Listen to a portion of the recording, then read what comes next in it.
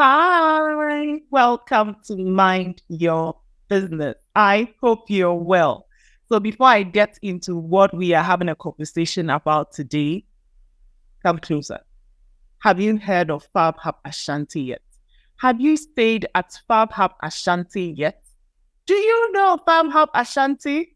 Fab Hub Ashanti, a haven nestled at the tip of Kumasi, where fresh air meets serenity.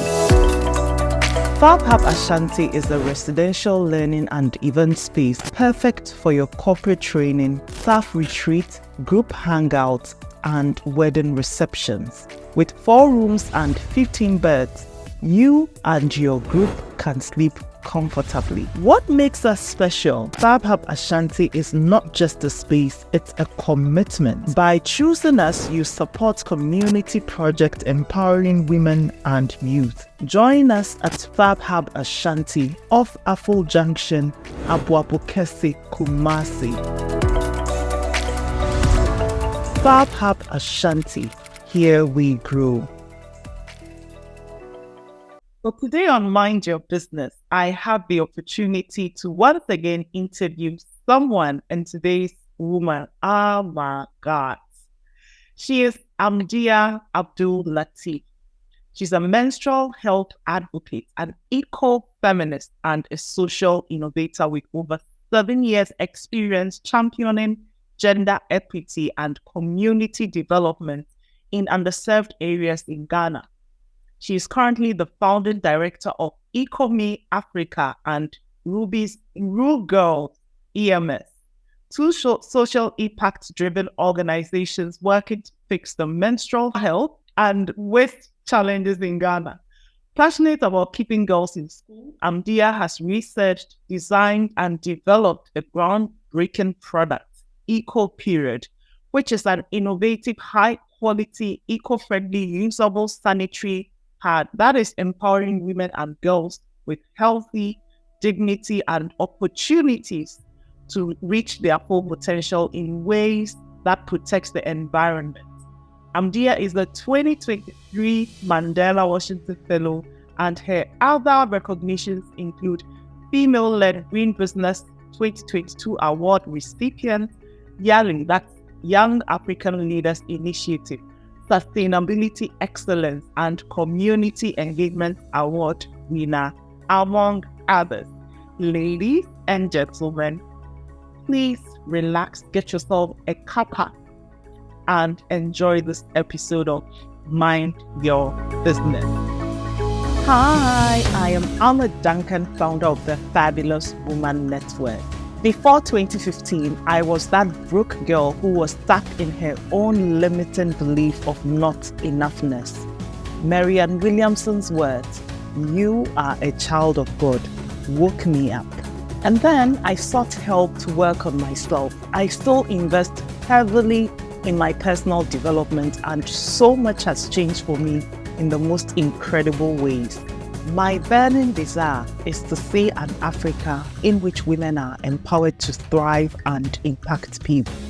I am a trainer, coach, author, social entrepreneur, and an event organizer who is passionate about helping others on their own personal development journey so that together we can all thrive as fabulous children of God.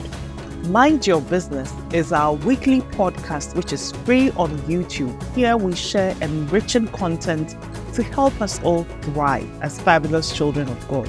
And if you prefer to work with me please go to my website, amaduncan.com/store to book a discovery call with me.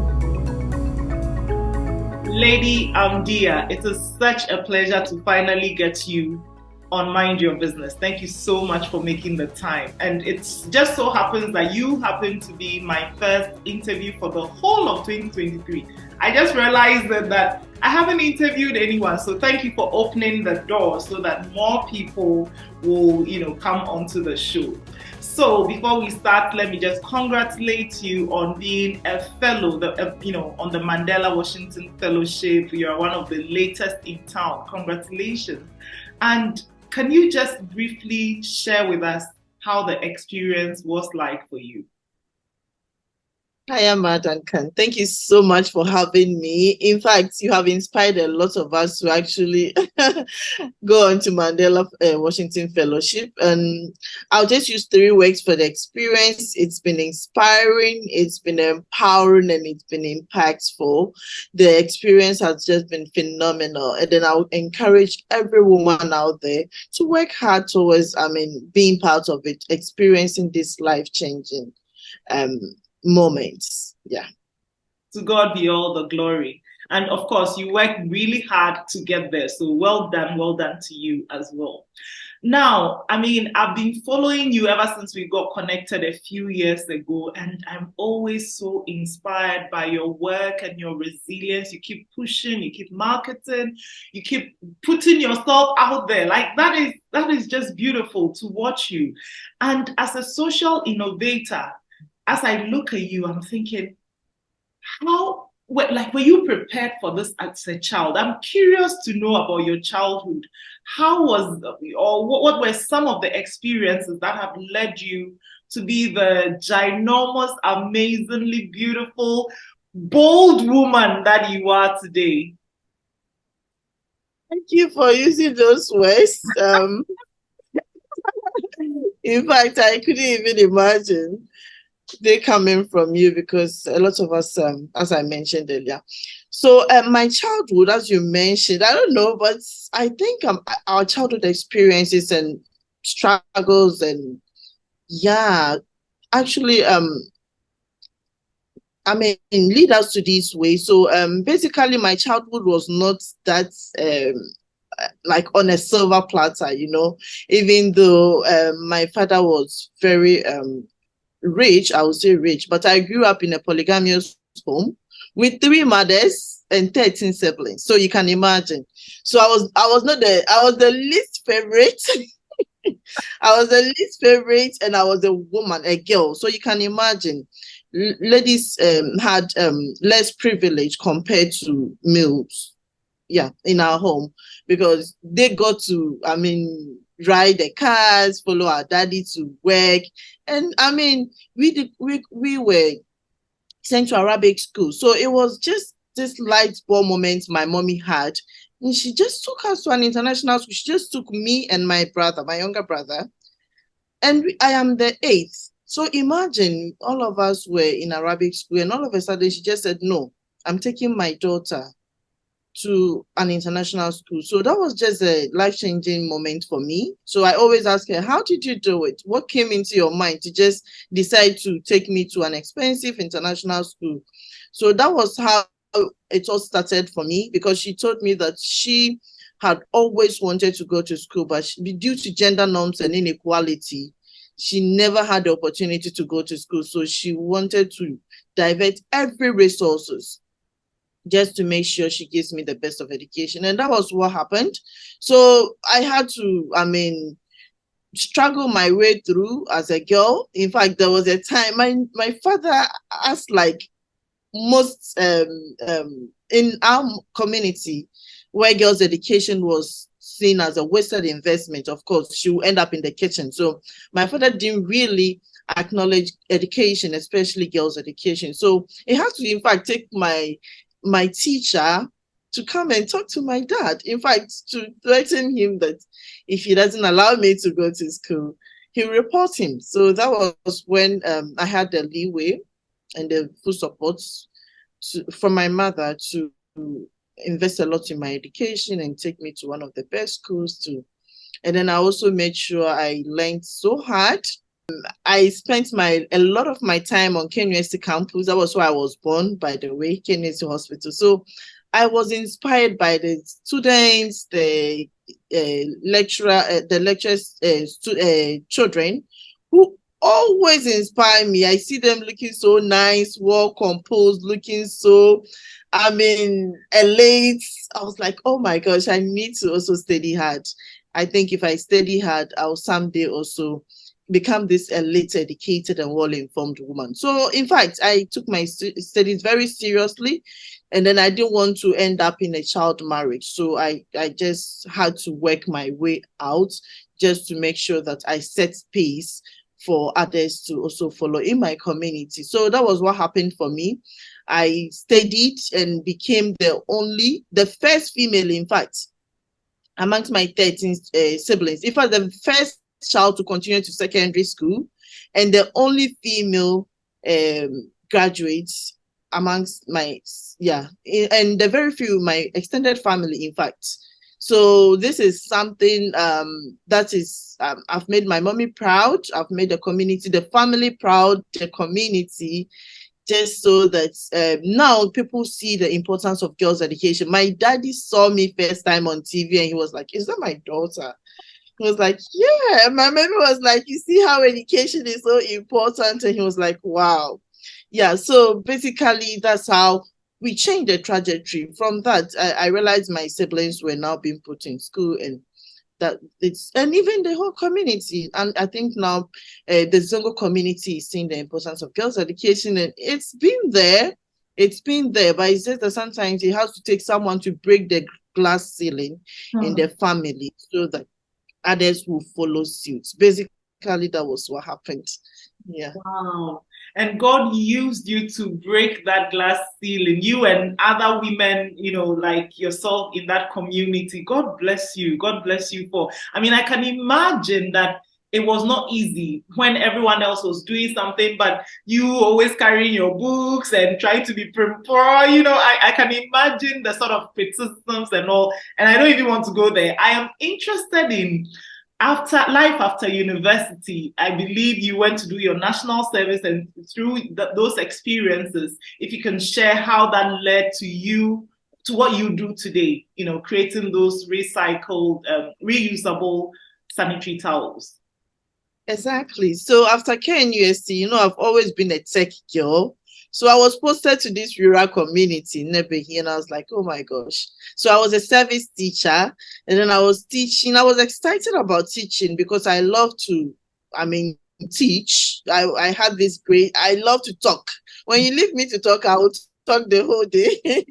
so I love teaching, and I realized there was a particular time when I didn't realize there was a huge challenge until there was this particular incident which opened my eyes to a lot of things. Where I was teaching, they don't have doors. The rural communities, they don't have doors. So I saw a woman approaching, an old woman, and I was curious. So she came into my class, and she was like, "Madam, please, can you allow one of your child, who is my daughter, come home to breastfeed her crying baby?" And I was like, "What?" She's like, "Yes, she's giving birth and the baby is crying. I'm taking back." And I was like, "Wow." So that was when it struck me. And in fact, the teachers were all laughing at me, and they were like, "You don't know." So upon further investigations, we even realized some of them were pregnant in class. Some of them were like in a relationship with each other. Others were even coming to school from their boyfriends' places. So that was when I started to interact with them more. Through further investigations, I realized that they were going through a lot of challenges. A lot of them were going through extreme poverty, inequality, and because of that, they are unable to access basic needs like uniforms. Some of them are in tattered uniforms. Some of them were coming home without even break time money to buy food. Some of them were not having access to sanitary pads. And that was just because I started, when I realized this, I started distributing uniforms, books. And then there was one time I did sanitary pad, and it was just, it blew. They loved it. During so I established a mentorship club with them. So normally on weekends, we meet and discuss about their inspiration, what they aspire to be, and other things. And I connect them to achieved women in the communities like nurses, and so that they can also aspire to become like them and aspire quality womanhood, because that was very important, because they saw GHS as their university. They didn't see anything beyond that. So connecting them to women who have achieved something was aspiring for them. So I realized that they love the sanitary parts. So I decided to extend it to other communities. So I purchased, distribute. My first sanitary pads was sponsored by my mom. Oh, bless. My mommy sent me 500 Ghana cedis to go purchase sanitary pads in the market. In fact, my sister had to go buy it because I was so busy. I was organizing the events. My sister had to go and buy all these sanitary pads, 500 cedis. And then we distributed it to the girls in the school and the surrounding, within the community, there were other pockets of schools. So I brought them all together. We distributed them, and then I started soliciting for 5 cedis to buy sanitary pads, and I extended it to the other communities in the municipality. But there was one challenge I realized. After distributing the pads, these young girls will keep calling you, Madam, the month has ended, though, we need more pads. And this is the case, you want to move to the next school. But then again, you want to reach more girls because I saw that it helped them to come to school. But they keep calling you. It's like you are unable to move forward. You are like stuck with the same problem. That means it's not sustainable. Secondly, when you visit their washrooms, you will see these sanitary pads that are just all over because they didn't have proper disposal facilities, no dustbins around.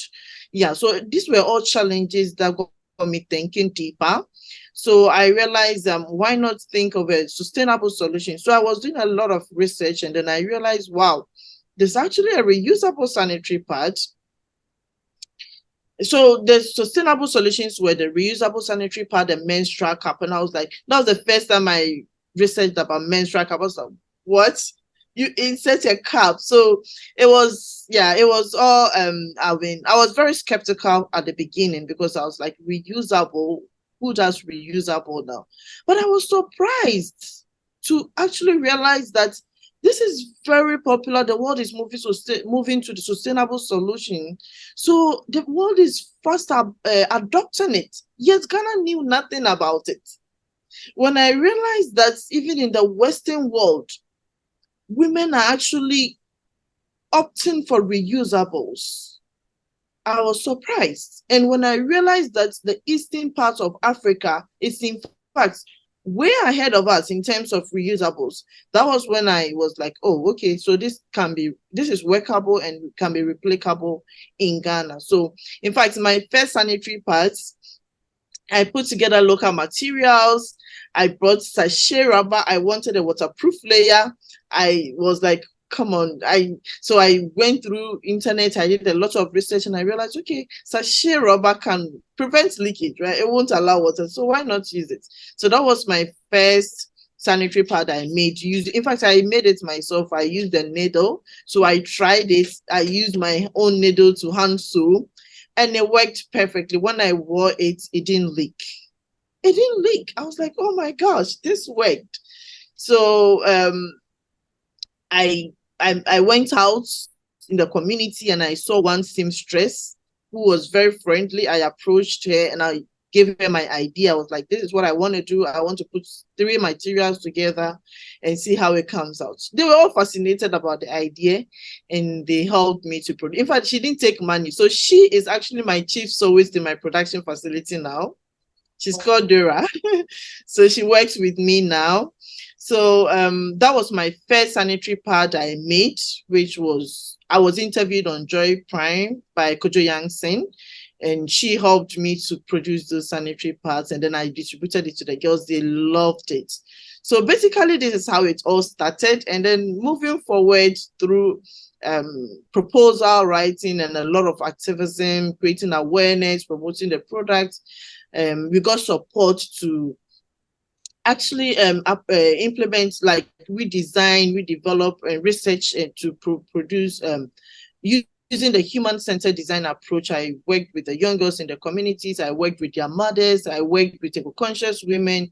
We came up with a lot of ideas, and then we were able to develop our groundbreaking product, Eco-Period.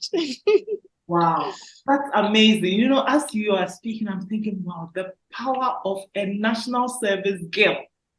Not even a group. I mean, of course, I'm sure you had a team to support, but it started with you. And I don't even know at that time how much you were being paid as a national service person, but just your little, and then you reach out to your mom, and then you ask people, hey, give me this, like just to put it together. You know, a lot of times some of us sit and then we wait for authority to do something. Oh, it's their fault, it's the government's fault, it's this person's fault. But you, whether you complained earlier or not, doesn't even matter. The fact that you took the action and you rallied other people to support you. And then when you even did the first one and you realized it wasn't sustainable, you didn't throw your hands in the air and say, oh God, this is too much. See how far you've come. It's amazing. You were a national service person. I mean, some people are posted to the communities and they go and do whatever they can to change it so they can stay in the city. God sent you there for a purpose. You went, and then see, I mean, it's just such a beautiful story. And bless Dora, your mom, and all these people, your dad, you know, for all the contribution, Kojo Yankson, and everyone who has contributed to get you to this. I remember Kojo Yankson holding the pad, and he was like, I can feel some rubber inside. I was like, oh my God. It was making noise. It was making like noise. that sound. When you wear that pad there, when you are walking, you will hear noise around. I was like, I can imagine. Oh my God. But I've seen your current branding. It's beautiful. I love the pink, the all. And thank you. Every time we've invited you to speak to our kids, you always come with, oh, bless you, bless you, bless you for the gift. You're such a blessing. It's so obvious that you're doing this before because you care, you know, and it sounds to me like you didn't go in because you wanted money.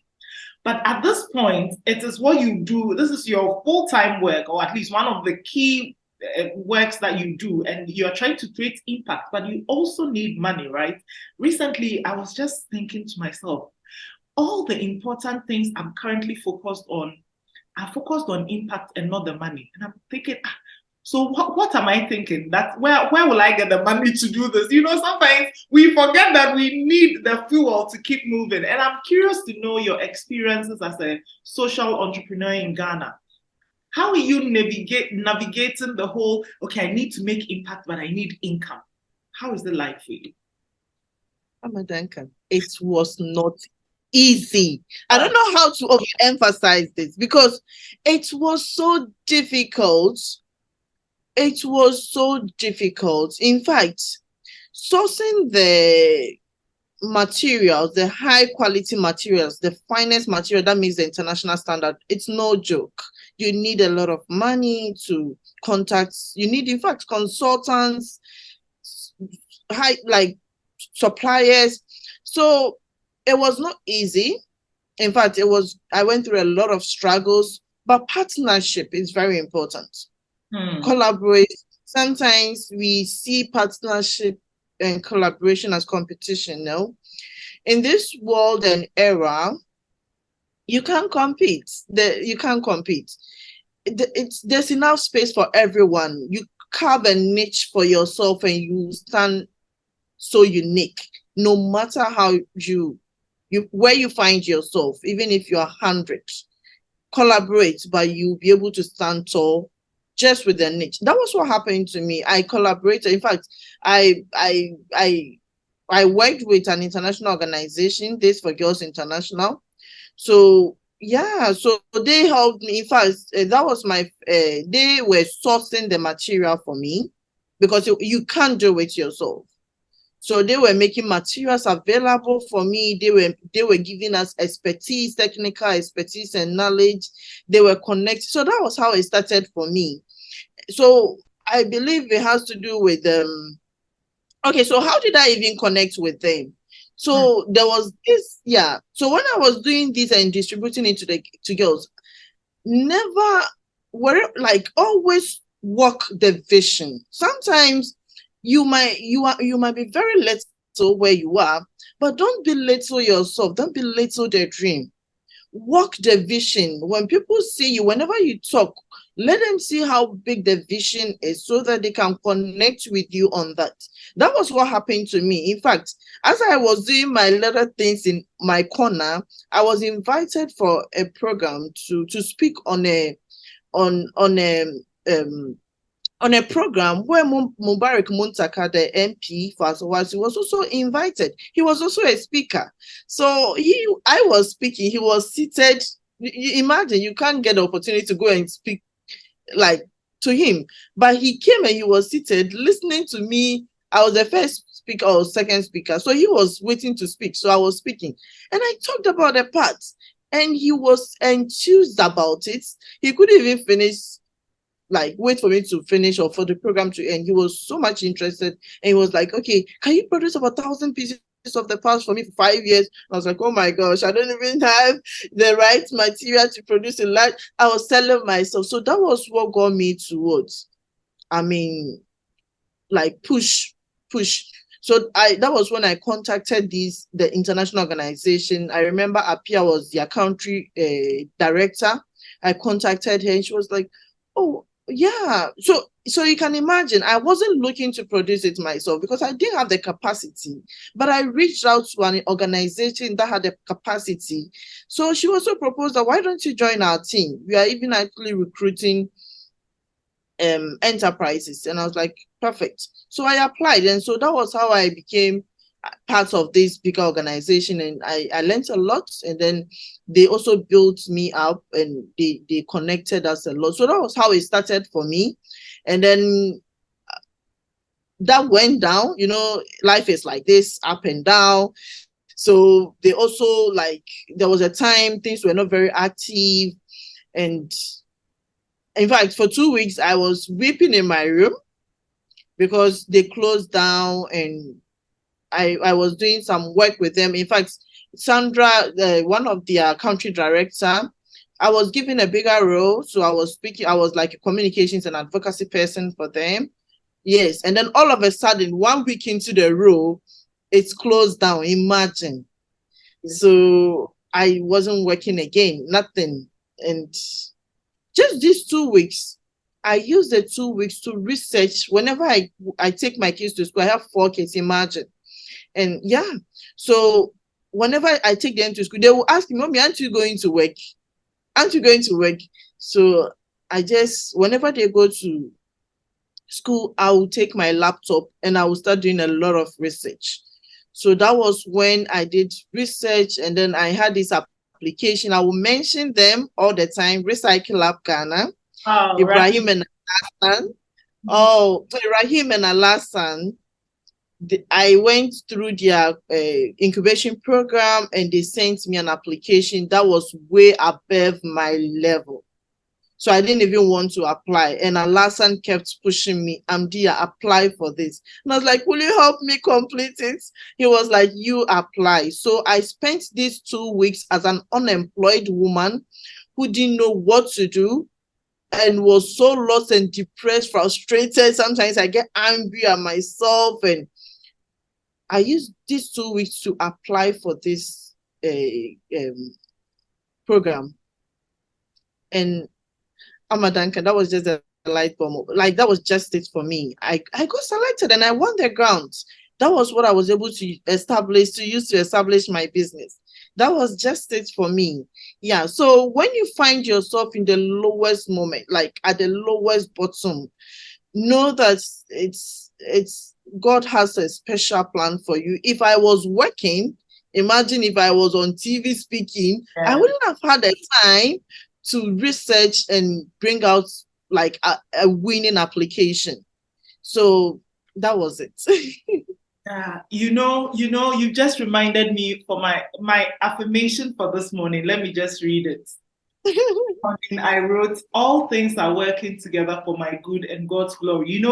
I can imagine the pain, and you've already said it, of losing your job 1 week into a higher role, and then you don't know, you don't have the money, you have this big vision, but God was opening another door for you. You've just spoken to me. Like, I just need this message. And for the past few days, I've been encouraging myself that, I've had some doors closed in my face, bam, bam, bam, like that, over the past few days. And my mind knows that all things are working together for your good. But sometimes I feel a bit down and I'm like, okay, God, are you sure all things are still working together for my good? Or am I making a mistake? Have I lost these opportunities because I did something, But then when I remember, I just come back to it. Every single thing happening is working together for your good, even if it's painful. See, this grant that was beyond you, you would have thought, nah. God bless people like Rahim and Alasan who would push, no matter, you just go and do it. You just go and do it. And then it has brought you here. To God be all the glory. As you're speaking, and I'm getting my signature goosebumps. You know how when people are speaking and it hits me, I just get a flash of goosebumps. Thank you so much, Amdiya. I'm wondering, a woman or a man, a youth, or whoever is probably listening to you, may also be a national service, or even younger than that, or maybe even older in age, with a big vision, or they have this burning desire to support someone, to do something impactful, and they feel like they don't have the means, they don't know how, they are just lost. What advice can you share with such a person? I want you to just speak to them based on your own experience to just keep going. What advice do you have for them? Okay, so in fact, you said it based on my experience, my own experience. I would say passion is so important. Whatever you're doing, please ask yourself, are you passionate about this? Does it wake you up at night? Is it something you would do even without being paid? Because it has to get worse before it gets better. And if you're not passionate about it, trust me, you won't be able to dig deep to get the gold, because it is hidden in there. And it is only your passion that will walk you through that journey of pain and building your resilience. So I think passion is very important. You have to be passionate about what you're doing. So find your passion. What excites you? You understand? There's so many things. People are making shoes and they are on global brand level now. People are making simple things and they are on global level because they are passionate about it. You could be owning a huge brand, but if you're not passionate about it, trust me, you won't go far. But if you're passionate about, imagine my reusable sanitary pad. My first pitch on live, it was live, the whole world was watching. One of the judges, he was a white judge. I don't want to mention his name. He's a white person, very popular. He told me, in fact, you are the first person to give us a very good pitch, but your business idea won't work in Ghana. We have done years of research to prove to you that reusable pads will not work in Ghana. So please go back and come again. It was live. Yeah. And this is a white man. This is somebody who, he didn't even end there. The next day, he shadowed a meeting with me, shared all the documents that are very confidential based on years of research with a lot of money, trying to convince me that it doesn't work. But I'm here. I'm here. And in fact, it was this idea that got me all the resources and support and all the places I've gone to and come back. I don't have anything. It is just the idea, an idea that I'm passionate about. Why am I passionate about it? Because I want to support young girls to stay in school. I want a sustainable solution that is not just healthy for their bodies, but also good for the environment. And that is something the world is moving towards too. If you have a passion that is having a 3 bottom line, you understand, you can be able to support people, impact people, you can be able to generate economic revenue, you can impact the planet, you are good to go. It might not seem very rosy, but then again, your idea or whatever you want to bring, I should be able to impact the three triple bottoms up. Yeah. So basically, it should be able to do that. You should know your thing. You should share your thing. That's what I think. So you should you should have a purpose in life. If you have a purpose in life, it connects again to the passion I talked about. So whatever you do, you should be intentional about impacting lives. It goes back to what I just said, so that it's not just about you, because the ecosystem now is amazing. I mean, entrepreneurs are getting a lot of support, grants, monies that you might have never seen or thought of will come your way. But because of the purpose of what your passion or whatever you are doing, it impacts not just your life, but like a lot of people, and even like go beyond that, decades of impact. That's very important. So you having a purpose in life that transcends beyond you or your family, but the whole like goes to impact the community and even the nation and globally, is very important. So you should have a purpose in life, because we were all created for something. You need to be able to find something that you can also impact. And lastly, you should be able to what? Persevere in whatever you do. Trust me, that is how you build yourself. It has to get worse before it gets better. You will fail. In fact, I have failed before. I always say I will write a book and name it Failing in Style to Build a Multi-Million Business. I love it. I love it. Failing in style, because I have failed in style. I didn't even share it here because it's a whole story. I have failed and gotten to the bottom. Like, it wasn't even zero, it was negative millions. So that failure, I persevered, and that failure opened me to so many doors, opportunities I never thought I could have tapped into. So persevering is very important. So I'll go by 3 P's. Whoever is listening to me, please, these 3 P's have helped me, and I'm sure it will help you to be passionate about whatever you do, have a purposeful life, and persevere in whatever you're doing. Thank you. Passion, purpose, perseverance. I love that. Oh my goodness. I love that. Thank you. Amdiya, you've shared so much. You've given me goosebumps. Whoever is listening, I'm sure is like, oh my God, yes, yes, receiving and being blessed. Before I let you go, I have some short sentences. Just complete the following. Three sentences. Complete them in short phrases. The first one is, if I could advise my younger self in one short sentence, I would say, be happy. Be happy, because that's just my problem. I think too much. I think too much. I'm a deep thinker. You have to know yourself and then know what you want for yourself. I'm a deep thinker, and sometimes it takes away my sleep. It takes away my happiness.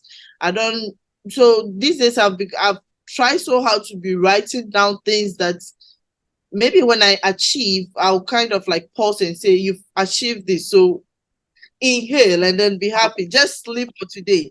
Oh. I'm unable to go to bed without putting down my to-do list.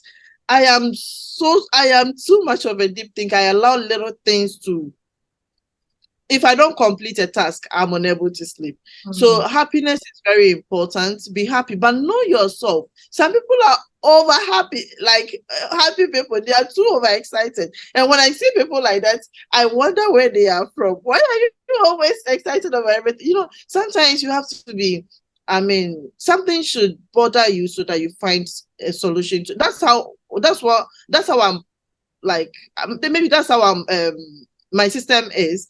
And that's why I am here today. So happiness is very important, because if you don't have something, you can't share it. You understand? So be happy, and then spread love and happiness. So that's what I would say for myself. Okay. The second one is, I am fabulous because I am fabulous because women are beautiful and powerful naturally. I think every woman, yes, no matter where you find yourself, it's not about physical beauty. It's an innate beauty. It's something God has put in women that make them so powerful naturally. Yes. I love it. I love it. And the final one is one book that has greatly helped me in business is the book. It's been a long time I read it, but I still rate it number one. No matter the book I read, I still, because it was something like a wake up call for me. Yes, Rich Dad Poor Dad. I think it was that book, it never allowed me to sleep. That book makes me not want to even buy a car because I feel like, is it a liability or an asset? So yeah, since university first year, wasn't even right after SHS. Yeah, it's been long, but I think the book shaped me to be who I am today. I love that book. God knows. I love it. Thank you so much for sharing. And how do we find you? I'm going to add your phone number, though, because you shared that to be shared publicly. But online as well, how can people find you? We are very active on Instagram as Echo Period Part, on LinkedIn, Amdiya Abdul Latiff, on Facebook, Echo Period Part, Amdiya is there. We have a website, www.ecoperiodafrica.com. And then I have an NGO as well, Rue Girls EMS. So we are everywhere. Yes, you are everywhere and you are doing amazing. And you are such a blessing, not just to this generation, but even future generations. Thank you so much for making time to share your beautiful, beautiful and inspiring story. You've charged me like ever ready battery. I feel like I can keep going. So thank you so much. You don't know what you've done for me and hopefully for the people watching this episode as well. I wish you the very best wherever you are in God's earth right now, and enjoy, be happy. And please don't overthink. I promise. Did you get the goosebumps or what? What a beautiful interview. So I just realized in the interview, I said this is my first interview in 2023. Actually, it's not. I remember that earlier in the year, I did some interviews, but I haven't had the opportunity to do sound for so long. And it just reminded me of the joy, the beauty and the inspiration from interviewing others. I'm so grateful for the opportunity to be able to interview others again. I just hope this experience was as beautiful for you or even more than it was for me. And I hope to be able to get more impactful and inspiring guests onto the show. Thank you so much for watching. Please share this episode with someone else who needs it, or even share it on social media, Facebook, Instagram, wherever you could share it. Forward it. Let's get more people listening and watching this beautiful story and getting inspiration to do what God has put on their heart to do. Because this is Amdiya's, I have to call it a testimony. What she shared is all the evidence we need that if God puts something on your heart to do, He will cause everything. He will move mountains. He will make sure that that thing that He has put on your heart will happen no matter what. Thank you for watching, and I look forward to seeing you again.